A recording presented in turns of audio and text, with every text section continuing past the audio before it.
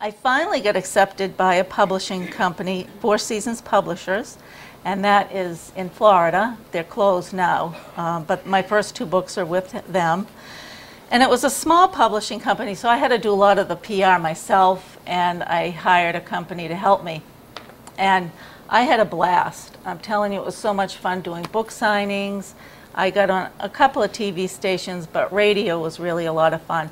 I got to meet a lot of nurses. I worked at Sancta Maria Hospital for a while in the late 70s, and nurses I hadn't seen in years came. So it was really, really quite an experience. And it was going pretty well. I mean, I had a target audience. I had healthcare people, I had nurses. And then in that summer of 2001, it kind of slowed down. And it was going to pick up again, I said to myself. In September, I'll get back out there. But then 9/11 happened. And the world stopped, really. I mean, the only book you could read was about bin Laden or the Afghanistan or something like that. So I said this would be the time, the opportunity to write another book. I really was ready to write something else, but I didn't know what. I felt like I still wanted to be medically focused a little bit. And right before I left Leahy, hepatitis C was starting to become well known, or getting to get known. And I remembered my girlfriend, Meg, fictitious name, and her husband, Jimmy. And I had gone to school with Meg in between going back and getting my RN, from my LPN to my RN at a community college. And Meg was a lot of fun. She was from a family very much like mine growing up, and her husband was very much like my husband.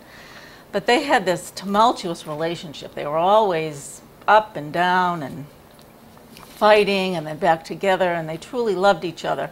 And Jimmy had used drugs, and they split up for a while. Years later, he got hepatitis C, and he had a liver transplant. So I thought about that, and I said, you know what, I might ask them if I can write about them, write a love story, and based on, loosely on their life. So they gave me permission with the knowledge that I would not pass this on, that I would never let them be known, and to this day that hasn't happened. They live in Florida. So I started to write the outline, and at the time my husband and I went on a trip to San Diego to see his sister. And while we were there, he had this pain in his neck, and it wouldn't go away when he exercised. So when we get home, I told him he had to have it looked at, but like a true man, he wouldn't go to the doctors. So I had to force him, and he finally went. And they couldn't find anything wrong with his neck, but what they did find out is he had hepatitis C as well. They did a blood test, and he had hepatitis C. So it's so weird. I'm writing this book, and it's going to be based on that, and my husband has it. So we talked about it, and fortunately, his disease hadn't progressed like Jimmy in the book, and he was being treated. And he said, no, go ahead and write it. Just, it's fine. So I really kind of lived this book because I made it about 4 people, 2 couples, our lives all intertwined. And so it is a love story, but it is based a little bit on the hepatitis C virus. And for those of you who do not know what the hepatitis C virus is, it's a virus. It attacks the liver and the bloodstream, and you don't know you have it. Time magazine in 2003 said it's a silent killer because it slowly creeps into the bloodstream and the liver, and you get cirrhosis, fibrosis, and liver cancer. And it's preventable. But 60% of the people who have it are drug addicts. The other 40% are those that have had blood transfusions prior to 1992, and tattoos, anything blood to blood. So, you know, this took on a new level, you know, a new audience. You know, I had people that had hepatitis C. It was mostly support groups that I related to, and when I was out promoting it, and a lot of it went to, you know, the Liver Foundation. Some of the proceeds of this did, but writing it really was hard writing about this issue because I was kind of watching my husband, what he was going through, and the disease, he didn't even know he had it. I mean, he wasn't sick at all, but he developed, really side effects from the medication. And in the book, Jimmy, who's the main character, his wife's really mad at him because he got this disease because he did drugs. So it just goes to show you what a chronic illness does to a family. It doesn't have to be just this disease. It can be cancer or diabetes or anything. And, there's anger, there's bitterness, you get on each other's nerves, and a feeling of hopelessness, then acceptance of the disease, and you move on. In the book, one of the characters, Mario, who was one of the younger kids, he started to act out. He was embarrassed. He was a teenager, and he said to his mother, "What do you expect from me? I'm so embarrassed.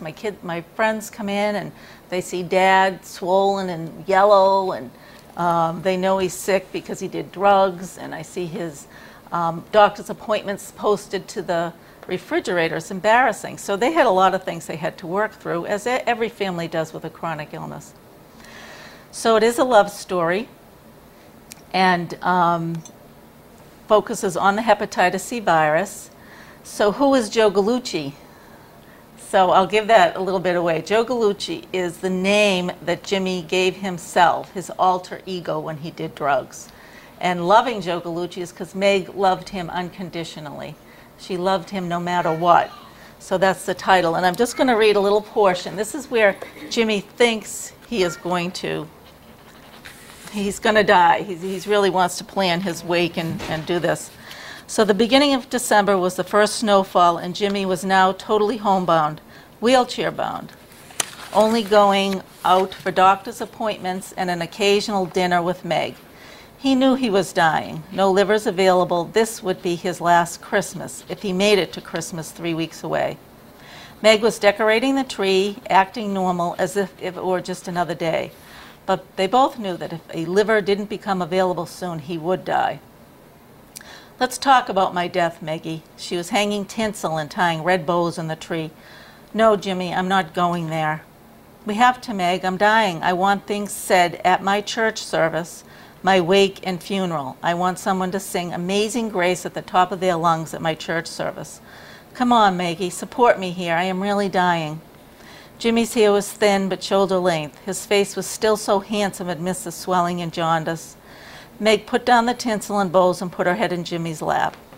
The tears came, not uncontrollable tears, but sensible tears, as Meg put it, tears of necessity. They helped her face what she knew was inevitable.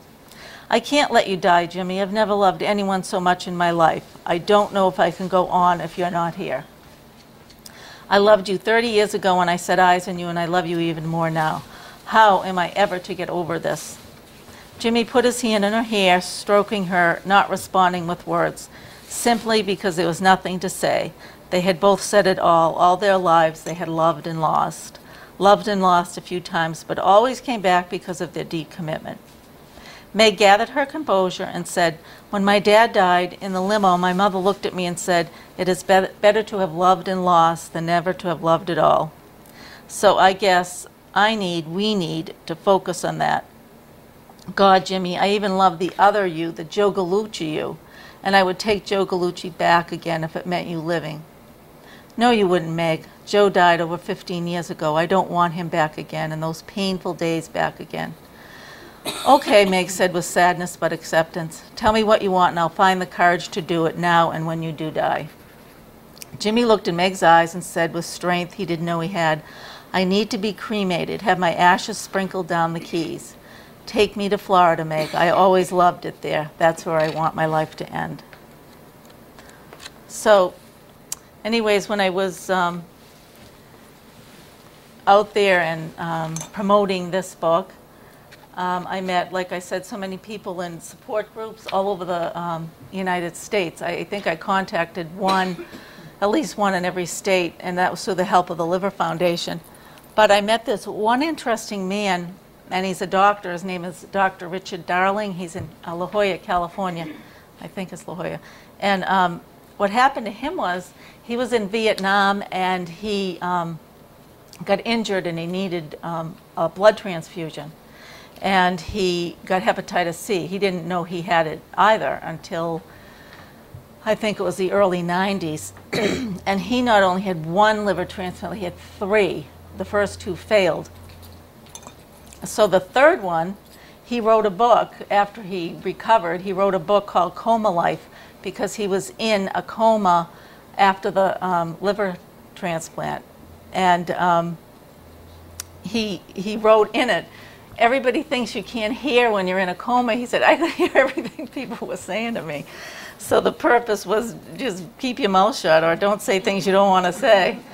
But a portion, or actually the whole, anything he makes on this book goes to a foundation he started called the Fair Foundation, fairfoundation.com, and he raises money on a legislative level to have funding for hepatitis C. So he's a really good guy.